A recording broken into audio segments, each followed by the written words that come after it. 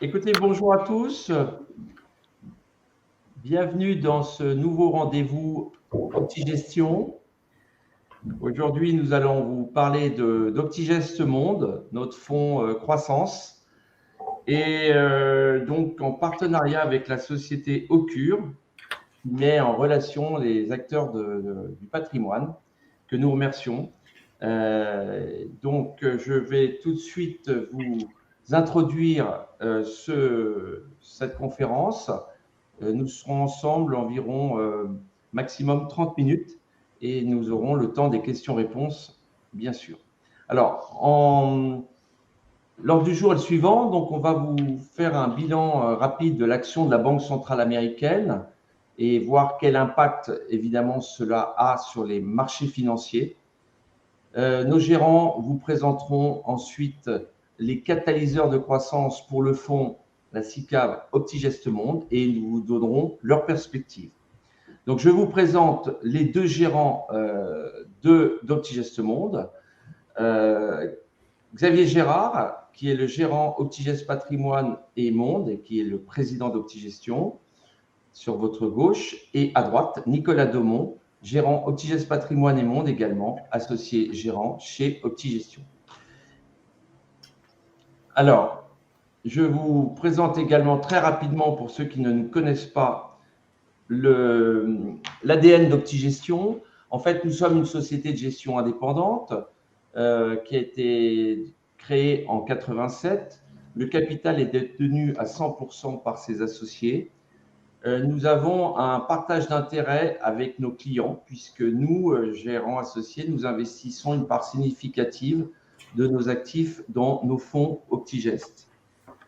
Là, nous sommes sur un thème qui sont les changements structurels, les grandes tendances, les nouveaux usages, et qui sont les moteurs de la croissance de notre gestion.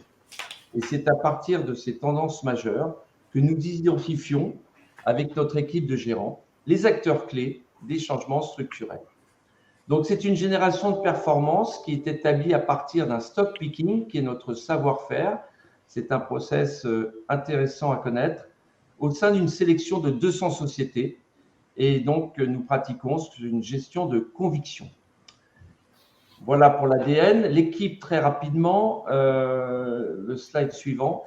Nous avons donc une équipe de 7 gérants principalement, qui sont sur votre gauche. Que vous dire, donc voilà, donc ça c'est surtout l'équipe actuelle avec un chargé de relations investisseurs, bien sûr, qui est Hugo Surgeon, que vous voyez à la droite de ce slide. Voilà, j'en ai fini pour la présentation et je vais laisser tout de suite la parole à Xavier Gérard, qui va nous parler du bilan d'action de la Banque centrale américaine. Merci de votre attention et à tout de suite. Bonjour à tous, ravi d'être avec vous. On va commencer par un point. Le moins qu'on puisse dire, c'est que l'année passée a été une année extrêmement difficile, d'autant qu'elle n'était absolument pas anticipée par les marchés. C'est pour ça que je commence l'intervention en disant quand la macro me désole. En fait, le point clé de toute l'histoire et de la correction des marchés très importante l'année dernière vient de l'inflation. Lorsqu'on est sorti de la crise du Covid, personne n'avait anticipé que, bien évidemment, ni le conflit ukrainien, mais on n'avait pas anticipé non plus que les chaînes de fabrication, la logistique, que tout serait à l'arrêt et en incapacité de livrer et de faire face à la demande. Vous avez sous les yeux le graphique qui nous paraît essentiel, donc qui montre l'inflation aux États-Unis. On aurait pu faire le même pour l'Europe, mais c'est le même schéma, où vous voyez que sortant de la crise du Covid, avec des taux d'inflation qui étaient à l'époque de 2-3%, on a culminé à 9% en juin 2022. L'inflation à 9% en juin 2022 a créé un effet terrible sur les banques centrales, les banquiers centraux se disant qu'ils étaient au point de ne plus arriver à contrôler la situation. On verra par la suite que l'inflation est en train de se réduire, puisqu'on est aujourd'hui autour de 4%. Mais vous voyez, un petit flash quand même sur l'inflation à 9%. Vous aviez à l'époque l'énergie, en orange, l'agroalimentaire en jaune, vous aviez les biens matériels en bleu clair et enfin les services en bleu foncé. Alors, le point de départ de la Banque centrale, de l'action de la Banque centrale, se trouve le 25 août 2022, lorsque à Jackson Hole, Jim Powell déclare, je vous l'ai mis en français, la lutte contre l'inflation aux États-Unis va faire souffrir les ménages et les entreprises, mais y renoncer serait encore plus dommageable pour l'économie. Donc, c'est cette phrase qui a été le point de départ d'une action comme on n'en a jamais vu sur les taux courts.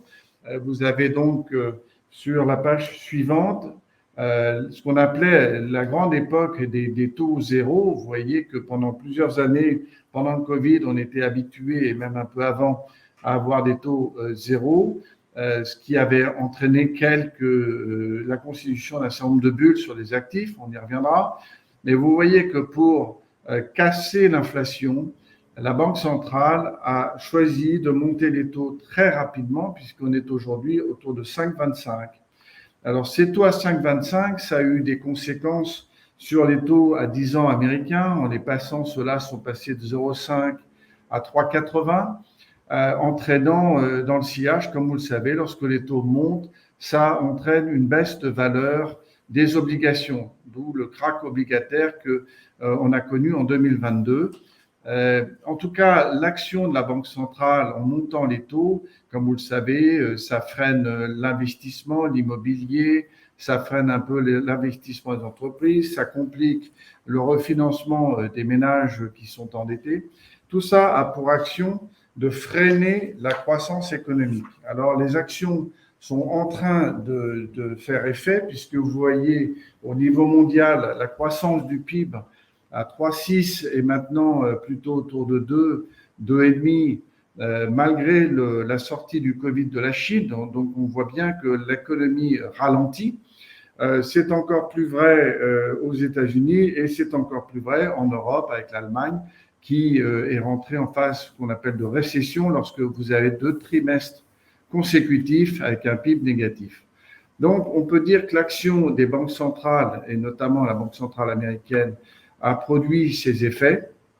Et donc, on anticipe, puisque nous avons la possibilité, avec nos outils, de voir la projection, la probabilité donc, des actions de la Fed. On a écouté, bien évidemment, comme vous l'avez probablement fait, le 14 juin, le discours de Jim Powell. Je vous ai mis en rouge, donc vous vous souvenez, les 5,25. Je vous ai mis en rouge la projection.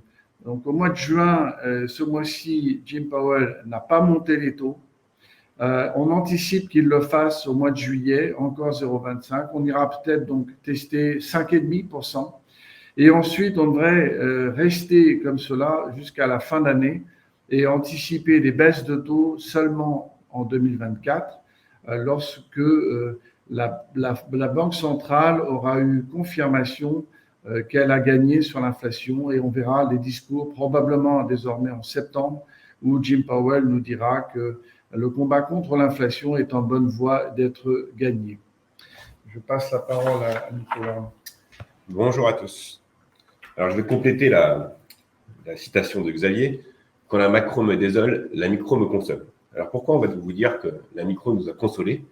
On s'attendait, après le panorama que nous a fait Xavier sur la macroéconomie, à avoir des résultats d'entreprise plutôt en ralentissement. Et il s'avère que lors du résultat du premier trimestre, on a pris les références du S&P, puisque c'est un indice très large. On a eu des entreprises qui ont plutôt bien publié, parce que 74% des entreprises du S&P ont publié au-dessus des attentes, 4% ont été en ligne, et 22% ont été sous les attentes. Alors, si on regarde avec un peu plus de précision, qu'est-ce qui a fait que les sociétés aient publié au-dessus des attentes? On vous a tous parlé de ces hausses de prix et de ces fameuses sociétés avec le pricing power. On vous a assez rabâché ce terme ces 6 derniers mois. Mais pourquoi? Parce qu'on a vu que toutes les entreprises de grosse consommation et de consommation discrétionnaire ont monté leurs prix et ça a permis à la société de maintenir leur marge. Tout ça avec des marchés comme les marchés de la technologie, où ça reste des marchés en croissance, ça a permis à la société de ressortir des bons résultats sur le premier trimestre. Alors, ça, c'est un schéma, un graphique Bloomberg qu'on utilise énormément chez nous. Je vais essayer de vous le décrire pour vous faire comprendre un petit peu pourquoi on pense que la micro nous console et que l'action de la Banque centrale a eu son effet, mais qu'aujourd'hui, on voit peut-être un futur plus joyeux. Alors, en blanc, ce que vous voyez en blanc, c'est la courbe du S&P. En bleu, c'est une courbe très importante. Ça va être le chiffre d'affaires projeté 12 mois des sociétés du S&P. Alors ça, on a congrégé toutes les données du S&P et ça nous montre en moyenne ce que va faire la société du S&P. Et ce qu'on voit, c'est que la croissance, et notamment on va regarder en haut à droite du graphique, ce qui va correspondre un petit peu à l'année 2022-2023, on a eu certes un petit ralentissement de la croissance, on voit la courbe s'infléchir un peu, mais surtout un maintien de cette croissance avec un rebond pour les années 2023. Je répète, cette courbe, c'est du projeté 12 mois. Donc, ça nous montre que les 12 mois qui à venir, les sociétés prévoient de la croissance du chiffre d'affaires. La courbe en verte, c'est la courbe des BPA. Les BPA, pour rappel, c'est les bénéfices par action. Donc, en général, c'est le maintien de la bonne marge des sociétés. On voit qu'on a une forte croissance de ces BPA depuis le Covid en 2020 jusqu'à la hausse de l'inflation. Donc, mi-2022, je vous rappelle que Xavier vous a montré tout à l'heure qu'elle était à peu près autour de 9% aux États-Unis. Donc là, mécaniquement, cette hausse de l'inflation, ça a fait baisser un peu les marges et on le voit juste après avec l'inflexion de cette courbe. Mais la bonne nouvelle, encore une fois, et c'est les bonnes perspectives, et c'est là où on nous rend confiants, c'est qu'on voit les BPA rebondir sur la fin de l'année, enfin, sur la fin projetée de l'année 2023. La courbe rouge, j'aurais presque fini avec ce graphique, c'est le PER. Donc, c'est un multiple de valorisation des marchés par le résultat des sociétés. On voit que, alors, on peut très bien voir la rectification de ce PER sur l'année 2022, où on a eu justement cette hausse des taux qui ont fait en sorte que les taux sont resserrés, enfin les valorisations se sont resserrées. Et là, aujourd'hui, on voit que le marché est à peu près valorisé 19 fois. Ce n'est pas très clair sur le graphique, désolé, mais c'est le niveau du marché qui est plutôt un niveau raisonnable pour le S&P. Donc, avec la hausse des bénéfices qui arrivent, ça reste une valorisation relativement raisonnable. Et ensuite, vous avez cette courbe orange qui est la courbe du consensus. Alors ça, c'est tout le consensus des grands analystes de la place qui voient le S&P à 4792 dans 12 mois. Et donc, ça montre qu'aussi, on a une relative confiance en la capacité du S&P à se projeter. Donc ça, voilà, c'est un schéma qui nous montre, on les a fait pour tous les indices, donc vous l'avez mis sur le S&P, qui nous montre qu'on a un rebond de l'économie qui va arriver assez rapidement. Bien, avant de passer sur les moteurs d'innovation, puisque c'est un peu le cœur du débat de l'intervention d'aujourd'hui, donc un rapide rappel des performances des actifs. On a tout remis en euros. Donc le monétaire, c'est la bonne nouvelle d'ailleurs pour les placements. Comme vous le savez, pendant quelques années, le monétaire était à rendement négatif, notamment dans la zone euro. Donc c'était, on va dire, non investissable. Il est passé positif, puisque vous voyez que le monétaire euro cette année est à plus 1,28. Il est même, c'est intéressant, ça arrive rarement, supérieur au rendement des obligations, puisque le rendement obligataire, comme les taux continuent à monter, comme je vous l'ai indiqué tout à l'heure, ben, il est flat sur l'année. Donc, il faut en tenir compte dans ses allocations d'actifs. Enfin, pour les actions monde, au niveau global, on a donc retenu une progression de 11%, 11,5 pour être précis, le CAC étant à plus 13, le S&P 500 dont on vient de parler longuement à plus 12, donc vous voyez que tout ça se tient. Bon, une exception tout de même, le Nasdaq, avec des valeurs de croissance, on va y revenir, à plus 28. Le Nikkei, on parle beaucoup du Japon autour de vous, avec cette politique un peu reflationniste à plus 15,8 cette année. Et enfin, l'or, pour ceux qui le suivent, puisque c'est un actif qui fonctionne un peu différemment du reste, à plus 4,93, donc qui protège des baisses, et notamment en période d'inflation. Alors, on a parlé donc des marchés. Maintenant, on voudrait, nous, vous parler ceux qui nous connaissent, on en parle depuis 5 ans maintenant, mais là, on va faire un point sur les grands moteurs d'innovation qui sont pour nous des catalyseurs de croissance. Il y a toujours eu un lien étroit entre l'innovation et la croissance, notamment par les gains de productivité. Alors, on l'avait évoqué, ce schéma, il y a déjà 5 ans, au cœur de la révolution digitale se trouve l'intelligence artificielle. Cette intelligence artificielle qui permet notamment les extensions. Aujourd'hui, on parle beaucoup de la blockchain, on parle beaucoup d'énergie et du stockage, donc on parle de la révolution de l'énergie renouvelable, on parle beaucoup de la robotique également, et enfin, on va commencer à parler de plus en plus de l'ADN, la santé préventive, et au cœur de tout cela se trouve l'intelligence artificielle. Alors, en 2023, c'est l'année où on commence, en tout cas au niveau du grand public, à mieux comprendre ce qui se trouve derrière l'intelligence artificielle, notamment des sociétés maintenant vont donc développer ce que nous appelons des clusters, c'est-à-dire des croisements d'innovation entre un bloc et un autre. Par exemple, le cloud, le SaaS, c'est la location de logiciels, c'est l'un des business models les plus résilients de la planète. Le e-commerce, les fintech, la mobilité, les voitures autonomes, on en parle de plus en plus, l'usine 4.0, la conquête spatiale et puis bientôt le séquençage ADN, l'immunothérapie. Au cœur de tout ça se trouvent des champions. On va en parler tout à l'heure, mais je vous ai mis quelques noms dont on entend parler de plus en plus, NVIDIA, ASML, Meta, Microsoft, Cloud. C'est pas très clair sur le schéma, mais on va vous les représenter par la suite. Mais sachez que ces grandes sociétés internationales exploitent à fond ces moteurs d'innovation.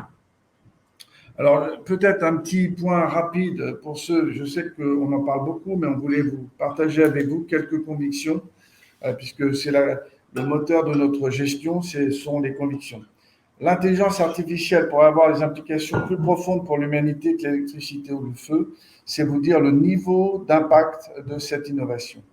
Même si certains pensent plus aux dangers qu'elle représente, nous voulons nous concentrer sur les gains de productivité potentiels. Je ne sais pas si j'irai jusqu'à citer Sundar Pichai, PDG d'Alphabet, mais qui très clairement pour lui, d'ici la fin de la décennie, il y aura deux types d'entreprises, celles qui utilisent pleinement l'intelligence artificielle et celles qui seront en faillite. Alors, tout de même, quelques chiffres clés, retenez ça.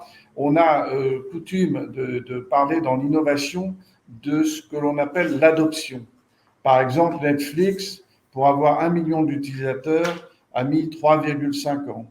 Vous avez Twitter a mis 2 ans, Facebook avait mis 10 mois. Eh bien, ChatGPT a mis, pour ceux qui l'ont utilisé, 5 jours pour obtenir 1 million d'utilisateurs. Au moment où nous parlons, le nombre a franchi le cap du milliard d'utilisateurs au niveau de la planète. C'est le score d'adhésion le plus important. ChatGPT existait, mais c'est la nouvelle version ChatGPT 4 qui a vraiment été un amplificateur de cette innovation. Quelques points pour illustrer l'intelligence artificielle. Si vous vouliez avoir le même niveau de connaissance que ChatGPT, ce que nous avons introduit dans ChatGPT pour qu'il puisse s'entraîner, il vous faudrait 22 000 ans en lisant 8 heures par jour pour détenir le même niveau de connaissance. Autre élément intéressant, 18 minutes, c'est le temps qu'il faut pour obtenir un diagnostic médical très précis à 85%. Les meilleurs neurologues aujourd'hui atteignent 64% en 50 minutes. 46 jours, c'est à date le temps qu'il a fallu pour une IA pour concevoir une nouvelle molécule destinée à traiter la fibrose, processus qui prend généralement plusieurs années. GPT-4 a été soumis à une simulation à l'examen du barreau pour le barreau américain à New York. Il a été classé parmi les 10% des meilleurs.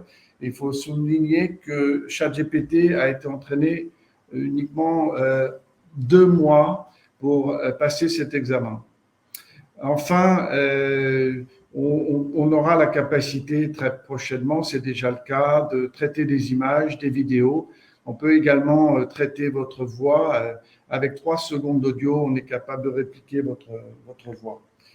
Donc maintenant, je passe la parole à Nicolas sur les impacts, c'est ça qui est très important, l'impact sur l'économie de l'intelligence artificielle. Alors, pourquoi on pense que l'IA est assez game changer sur les années à venir et que ça va être vraiment un catalyseur de croissance?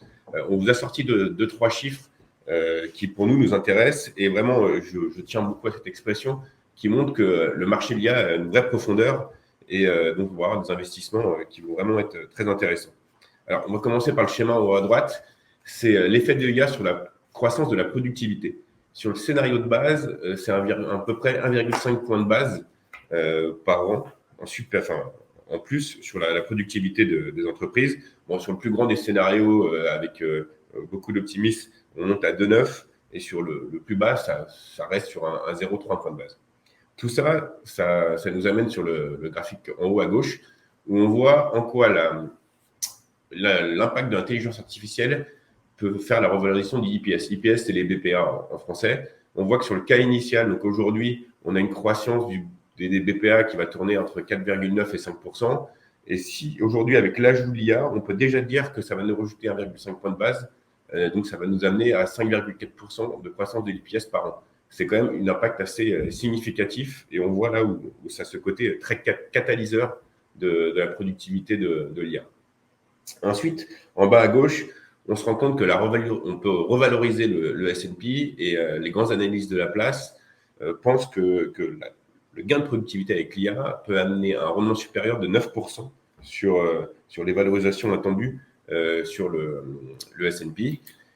Et enfin, en bas à droite, on vous a pris un exemple de NVIDIA qui est vraiment le moteur de l'IA sur les 6 derniers mois parce qu'il a un impact très fort sur l'utilisation de l'IA. On voit que le chiffre d'affaires est multiplié par 2, excusez-moi, de 2023 à 2026, et ça nous amène quand même sur des croissances de 2019 à 2026 de 26% par an, ce qui est relativement significatif au vu de la taille de la société.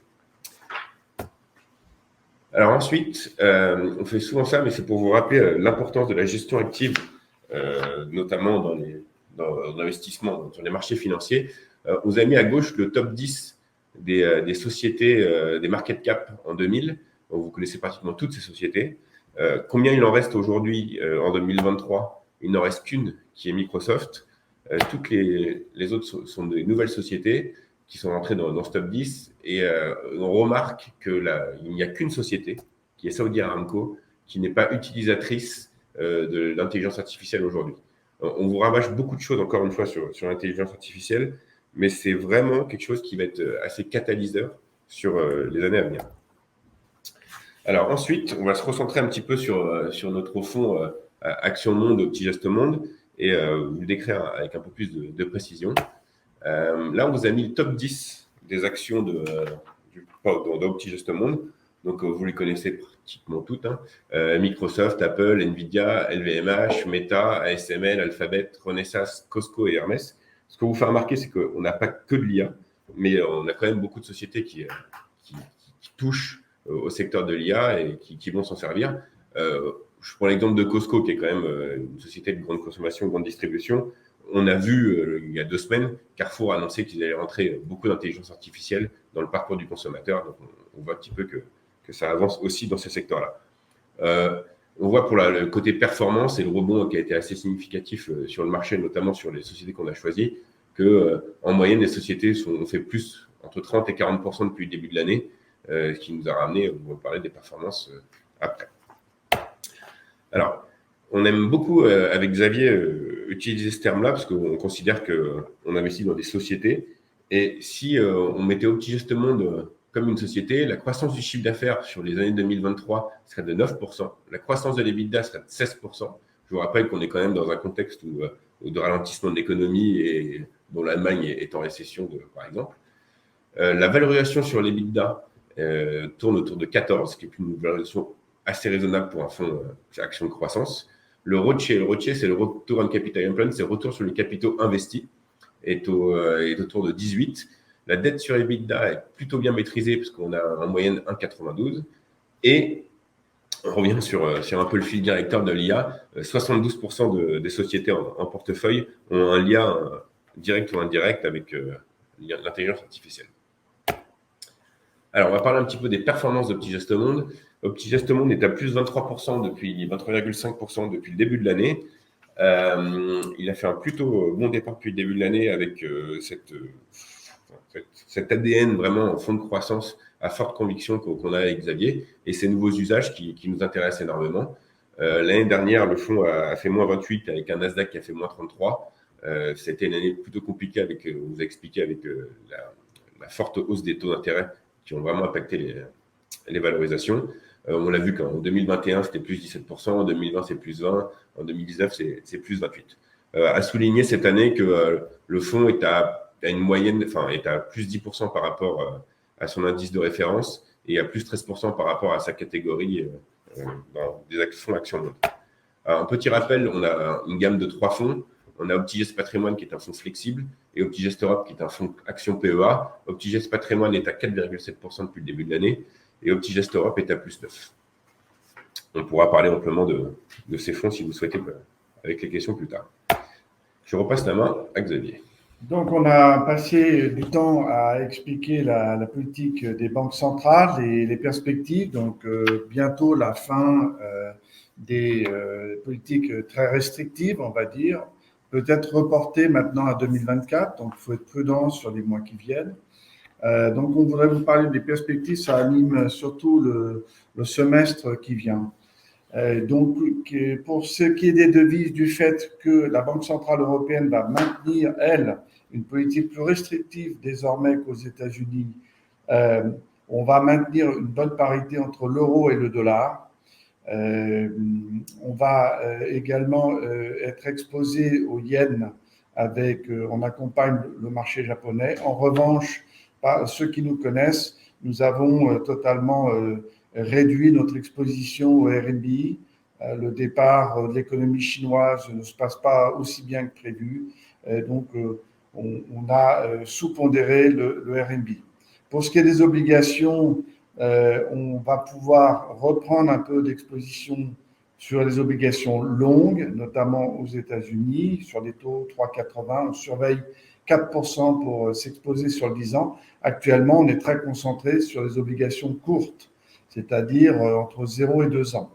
Au niveau de la géographie, c'est l'obligation plutôt en Europe, mais surtout aux États-Unis. Comme je vous l'ai dit, nous sommes sortis des obligations chinoises.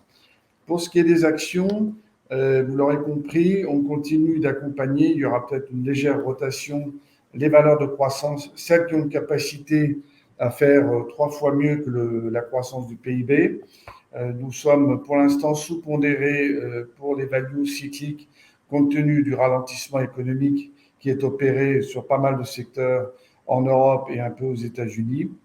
Donc, nous croyons tout de même au secteur croissance en provenance des États-Unis. Enfin, pour ce qui est des autres classes d'actifs, matières premières, notamment pétrole ou l'or ou les métaux en général, nous sommes neutres à ce stade compte tenu du manque de perspectives de croissance. Voilà, donc on se tient à votre disposition pour toutes les questions. C'est un peu rapide. J'espère que ça vous aura exprimé le point de nos convictions et de nos performances pour le premier semestre. Merci Xavier et Nicolas, c'est, je crois, très clair. Donc, il y aura une possibilité de revoir votre intervention et évidemment, nous vous adresserons les présentations. Alors, je vois qu'il y a 2 questions. On est presque dans les 30 minutes. Je vais vous les poser. Alors, c'est une question intéressante. C'est quel usage finalement de l'IA faites-vous dans le choix d'allocation des actifs de vos fonds? Est-ce que finalement vous utilisez déjà l'IA dans le choix d'allocation des actifs de votre fonds? Si j'ai bien compris la question. Très bonne question. On est tous, bien sûr, abonnés, gros utilisateurs du ChatGPT 4. Comme vous le savez, pour l'instant, ChatGPT 4 ne traite que des données qui se sont arrêtées en 2021. Donc, c'est plus un laboratoire d'essai.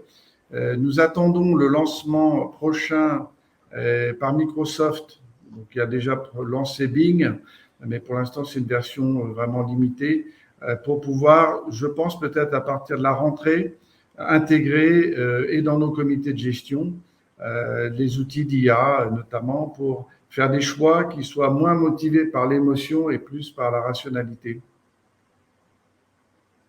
Merci Xavier. Alors j'ai une question, je sais qu'elle est pas facile pour vous, mais on nous la pose, c'est finalement quel serait pour vous, compte tenu du ralentissement attendu, le bon timing pour entrer dans Optigest Monde? Warren Buffett, qui s'exprime sur le sujet, dit souvent, si vous ne savez pas, cherchez pas à timer le marché, c'est pratiquement impossible. Qui aurait pensé au krach obligataire et actions de l'année dernière? Qui aurait pensé que le Nasdaq pourrait avoir rebondi à plus 28 cette année? Donc, si on ne sait pas, on met un peu d'argent tous les mois. Ce que font souvent les épargnants qui se constituent un bon patrimoine, c'est de rentrer tous les mois. Nous, on a coutume de penser qu'il faut, si on a un investissement à faire, peut-être le faire en 3 fois, mais c'est par pragmatisme. Mais aujourd'hui, si je veux être bullish, comme j'anticipe la fin de la politique restrictive de la Banque centrale américaine pour la fin d'année, nous, on anticipe une année 2024 plutôt bonne. Donc, Ok, c'est voilà clair. pour le timing. Merci beaucoup, Xavier. Une autre question. Regardez-vous l'Inde? Avez-vous des perspectives d'investissement? Absolument, c'est un très bon point. Je vous remercie de l'avoir posé. Disons que l'argent qu'on aurait mis sur la Chine, à un moment donné, on le mettrait désormais sur l'Inde. C'est ce que font beaucoup des grandes multinationales américaines, je pense à Apple, mais elle n'est pas la seule, qui pensent que l'Inde a une démographie qui est plus sympathique que la démographie chinoise, qui pensent que la gouvernance indienne est désormais plus facile et plus conciliante avec notamment les États-Unis, qui pensent que la population est parfaitement éduquée en produisant notamment des ingénieurs et de très grande qualité. Pour l'instant, nous investissons en Inde via un ETF. C'est difficile d'investir en direct, mais perspective d'investissement, on pourrait facilement imaginer autour de 4-5% de nos investissements sur l'Inde. Et c'est déjà présent dans Optigest Patrimoine, on a déjà ouvert une position sur l'Inde. Très bien. Écoutez, je ne vois plus d'autres questions. De toute façon, aux participants qui sont avec nous, n'hésitez pas à nous écrire. Je propose qu'on s'arrête là pour respecter le timing. Si peut-être le dernier slide pour vous dire donc à bientôt. Si vous souhaitez nous contacter, Nicolas, le dernier slide, voilà. Donc, on va vous adresser cette présentation. Vous pourrez le voir en replay. Donc, n'hésitez pas à nous contacter chez Optigestion, Éric Girard, Hugo Surgeon. On se fera une joie de répondre à toutes vos questions. Et puis, si vous voulez des compléments d'information, voilà. Donc, vous êtes tout à fait les bienvenus. Et je vous dis à bientôt pour un nouveau rendez-vous Optigestion. Merci Xavier Nicolas pour cette présentation et bravo pour la performance, plus 23,5 en 2023. C'était quand même intéressant à souligner. À bientôt. Au revoir. Merci à tous. Merci. À bientôt.